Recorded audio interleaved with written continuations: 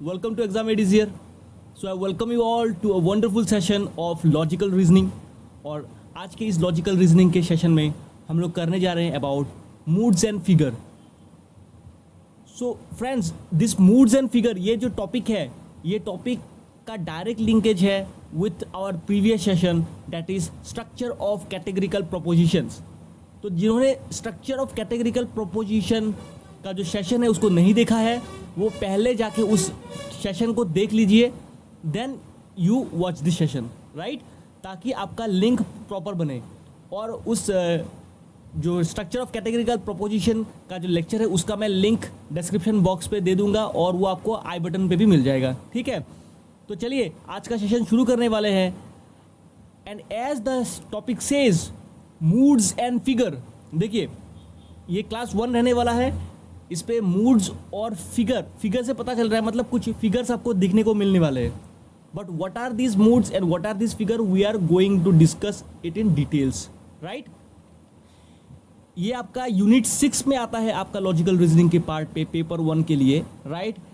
And जल्दी से जिन्होंने अभी तक मेरे चैनल को सब्सक्राइब नहीं किया, जो पहली बार मेरे चैनल पे आए, वो काइंडली उसे सब्सक्राइब कर लीजिए ताकि आपको सारे लेटेस्ट वीडियो मिलते रहेंगे. नाउ चलेंगे हम लोग about our topics for discussion.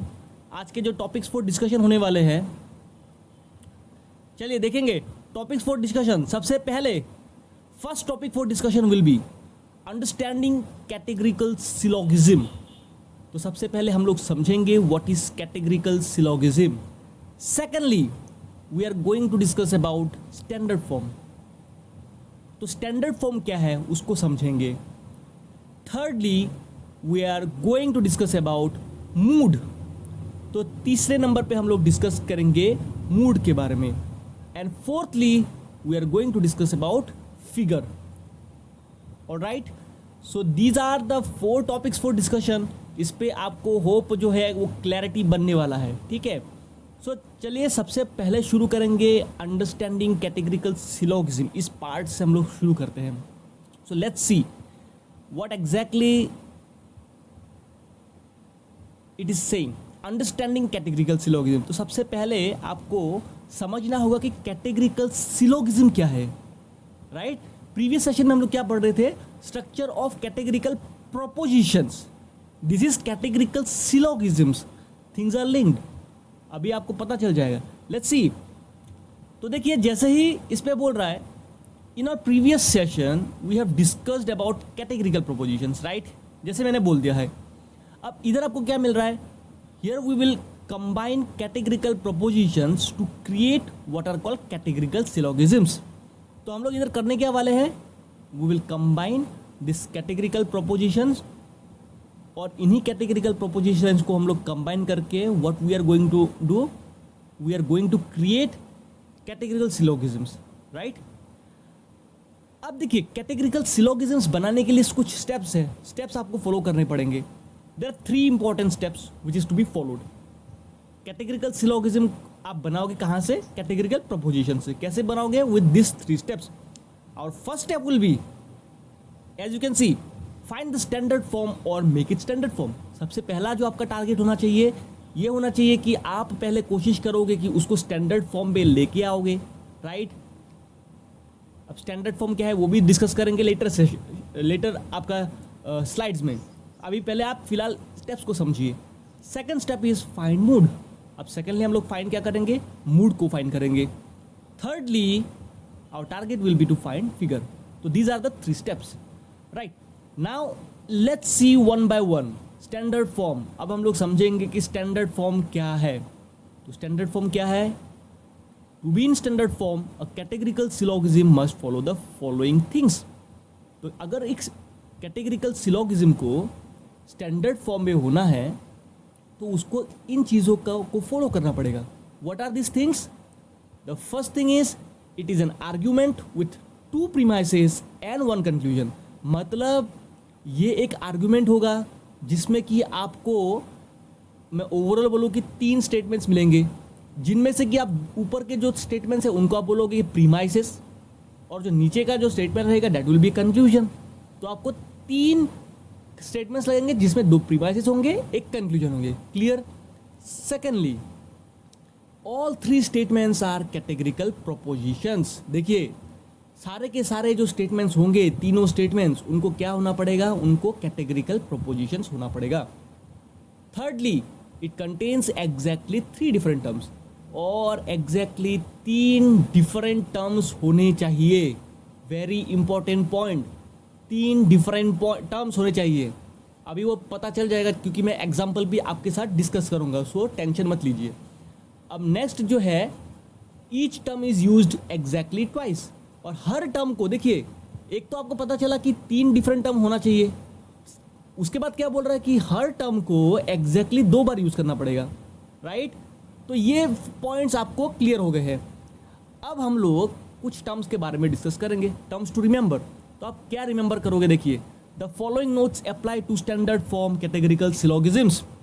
तो कैटेगरिकल सिलोगिज्म्स में आपको ये टर्म्स को याद रखना पड़ेगा। सबसे पहला वाला, that is called major term, जिसको हम लोग मेजर टर्म को क्या बोलते हैं, पी बोलते हैं। पी क्यों बोलते हैं, एक्चुअली पी बोलने का कारण ये है क्योंकि इसको प्रेडिकेट ऑफ कंक्लूजन बोलते हैं। देखिए जैसे आप देख सकते हो, प्रेडिकेट मतलब कंक्लूजन वाला जो स्टेटमेंट रहेगा ना, उसका जो पीछे का पार्ट होगा वो that is called predicate. Example मैं दूंगा, आपको समझ में आ जाएगा। माइनर टर्म को हम लोग बोलते हैं एस क्यों बोलते हैं, बिकॉज माइनर टर्म जो होता है वो सब्जेक्ट होता है कंक्लूजन का। कंक्लूजन जो स्टेटमेंट होता है उसका सब्जेक्ट होता है। मिडिल टर्म देखिए क्या बोल रहा है, terms that occur in both premises. Middle term एक ऐसा टर्म है जो दोनों ही प्रीमाइसेस में आपको देखने को मिलेंगे, दोनों ही प्रीमाइसेस में देखने को मिलेंगे, मतलब वो कॉमन टर्म होगा, राइट। और मेजर प्रीमाइस और माइनर प्रीमाइस का बात करें तो आपको पता है कि premise containing major term, major premise. Minor premise कौन सा हो गया, प्रीमाइस कंटेनिंग माइनर टर्म। अब एग्जांपल लेते हैं, चलिए देखिए एग्जांपल क्या बोल रहा है। पहला जो आपका मेजर प्रीमाइस है उस पर बोल रहा है नो स्नेक आर मैमल्स, कोई भी स्नेक मैमल्स नहीं है, राइट। फिर सेकंड जो प्रीमाइस है वो बोल रहा है कि ऑल डॉग्स आर मैमल्स, देखिए, है ना।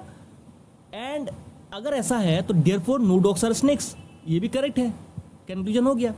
अब आपको क्या बोला कि मेजर टर्म जो है वो क्या होना चाहिए, प्रेडिकेट ऑफ कंक्लूजन।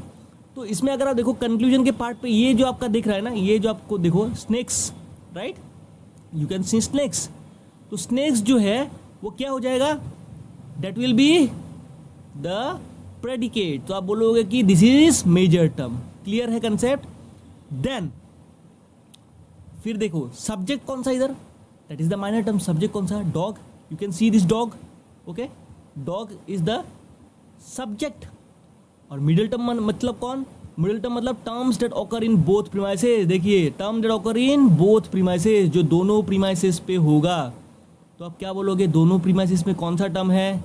ये देखो आप, इधर मैमल मिल गया, आपको दिख रहा है मैमल, और इधर भी आप मैमल देखोगे, you can see this mammals, that means this is the middle term. Clear, एकदम सीधा कंसेप्ट है, कुछ दिक्कत नहीं है। चलिए नाउ मूड के बारे में डिस्कस करेंगे। व्हाट इज मूड, मूड क्या है एक्चुअली।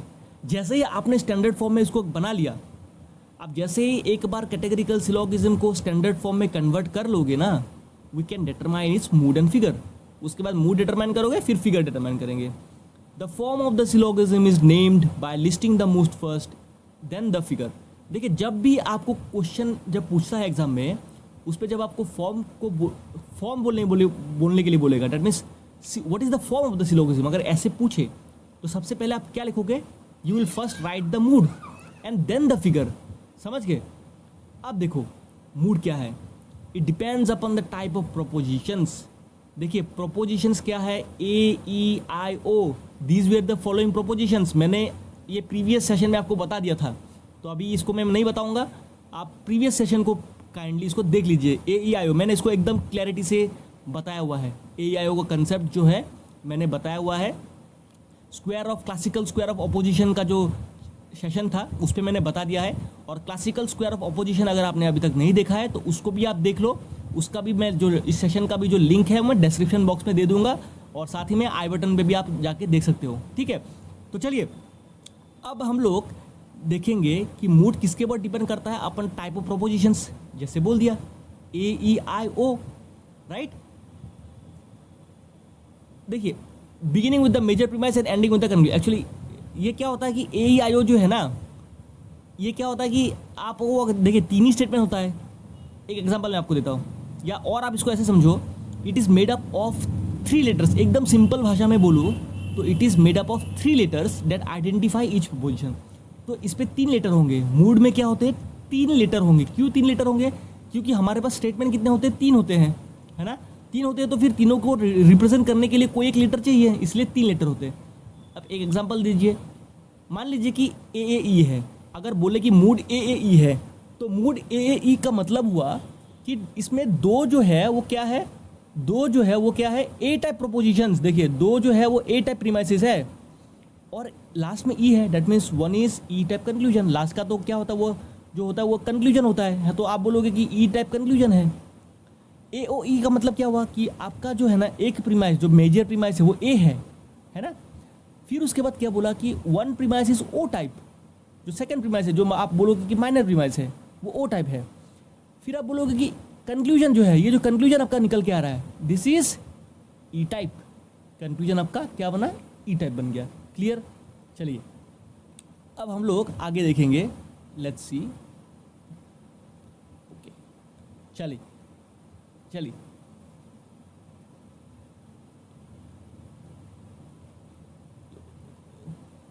Wait a second.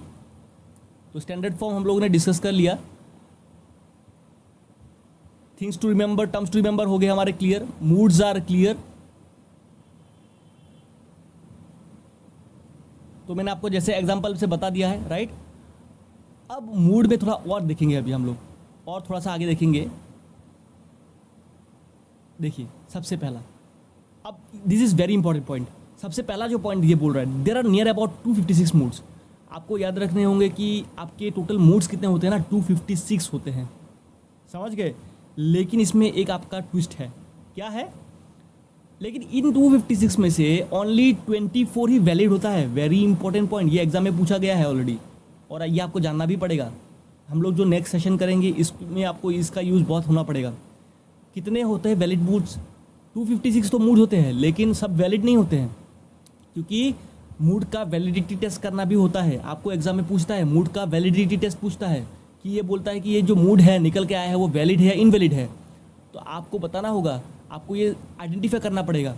आपको ये पता है कि 256 मूड्स होते हैं, जिसमें कि 24 जो है वो वैलिड होते हैं। और एक कंडीशन क्या है, और ये जो 24 वैलिड मूड्स है ना, इनमें से भी 2 आपका भाग है। एक है 15 आर कंडीशनली अनकंडीशनली वैलिड। 15 जो है वो क्या होता है? अनकंडीशनली वैलिड बोलते हैं 15 को। और जो 9 होता है रिमेनिंग, उनको हम लोग क्या बोलते हैं? Conditionally valid forms. और जो ये 9 जो होते हैं रिमेनिंग, उनको कंडीशनली वैलिड बोलते हैं। तो क्लियर? चलिए नेक्स्ट हम लोग आगे बढ़ेंगे विथ फिगर। अब फिगर क्या होता है ये थोड़ा सा समझ लो। फिगर के बारे में हम लोग डिस्कस करेंगे और 2 सेशन में इसके लिए लाऊंगा। एक तो आपका कंडीशनल के लिए हम लोग का एक सेशन होगा और एक अनकंडीशनल के लिए होगा, ठीक है? क्योंकि ये 2 को आपको सेपरेटली समझना पड़ेगा। नाउ अब थोड़ा सा आप जान लीजिए कि फिगर एक्चुअली होता क्या है। फिगर जो हम लोग बनाते हैं ना, इसको जो डिटरमाइन करते हैं, figure is determined by the location of the middle term in the premises. एक प्रीमाइस में मिडिल टर्म कहाँ है, उसका मिडिल टर्म के लोकेशन के ऊपर बेस करके हम लोग फिगर को डिसाइड करते हैं। वो कैसे करेंगे आपको लेटर्स में पता चलने वाला है। देखिए आइडेंटिफाइड एज आइदर 1, 2, 3 और 4। मतलब फिगर कितने होते हैं? 4 फिगर होते हैं। अभी आप आइडिया ले लो कि 4 फिगर होते हैं। नेक्स्ट देखिए, ये जो मैं आपको दिखा रहा हूँ, फिगर 1, फिगर 2, फिगर 3, फिगर 4। आप देख सकते हो कि फिगर 1 पे ये जो मिडिल टर्म जो M जो दिख रहा है, देखिए ये बोल्ड वाइट में है ना। देखिए मिडिल टर्म जो है ये क्या हो रहा है? क्रॉस कर रहा है, राइट? Diagonally crossing. और देखिए P और S मतलब प्रेडिकेट और सब्जेक्ट। मतलब ये हो गया आपका, ये जो आपका है मेजर प्रीमाइस के लिए है, ये माइनर प्रीमाइस के लिए। तीसरा वाला क्या है? कंक्लूजन के लिए है। आपको तीसरे का देखने का जरूरत नहीं है, क्योंकि तीसरे में तो सब्जेक्ट और प्रीमाइस ही रहेगा, है ना? आप देख सकते हो S और P सब में S और P ही है। सिर्फ आपका जो लोकेशन है वो मिडिल टर्म का, देखिए मिडिल टर्म का चेंज हो रहा है। और अगर आप देखने जाओगे तो ये जो फिगर 1 है, फिगर 1 का जो है ना, ये देखिए मिडिल टर्म ऐसे डायगोनली ऑपोजिट था, है ना? आप बोल सकते हो कि फिगर 1 और फिगर 4 जो है वो मिरर इमेज है ऑलमोस्ट। क्योंकि देखिए इस पे मिडिल टर्म क्या है? 1 नंबर पे था फिगर 1 पे, और फिगर 4 पे देखिए कहाँ आ गया? 2 नंबर पे आ गया। इधर देखिए अगर आप माइनर प्रीमाइस में देखने जाओगे तो मिडिल टर्म कहाँ पे था? 2 नंबर पे था। और देखिए फिगर 4 पे कहाँ गया? ये इधर आ गया। तो मतलब क्या हो गया? देखिए डायगोनली ऐसा था पहले, अभी ऐसा हो गया है, राइट? और ये जो पी और एस है उन्होंने भी जगह चेंज कर लिया, तो ऑलमोस्ट मिरर इमेज हो गया ना। पी का वो घूमेगा नहीं, मैं सिर्फ ये बोल रहा हूँ कि ये मिरर इमेज में जैसे जगह चेंज होता है, जगह चेंज हो रहा है सिर्फ। तो 1 और 4 का लिंकेज आपको पता चल गया। फिगर आप कैसे याद रखोगे, ऐसे याद रखोगे, बढ़िया है ना। चलिए फिगर 2 को कैसे याद रखोगे, देखिए फिगर 2 को देखो तो आप देखो मिडिल टर्म जो है आपको वो क्या मिल रहा है, एक ही जगह पे देखो, एक ही में मिल रहा है ना, एक ही कॉलम में मिल रहा है। ये देखिए सीधा सीधी आ गया। अब ये भी जो है ना फिगर 2 और फिगर 3 फिर मिरर इमेज है।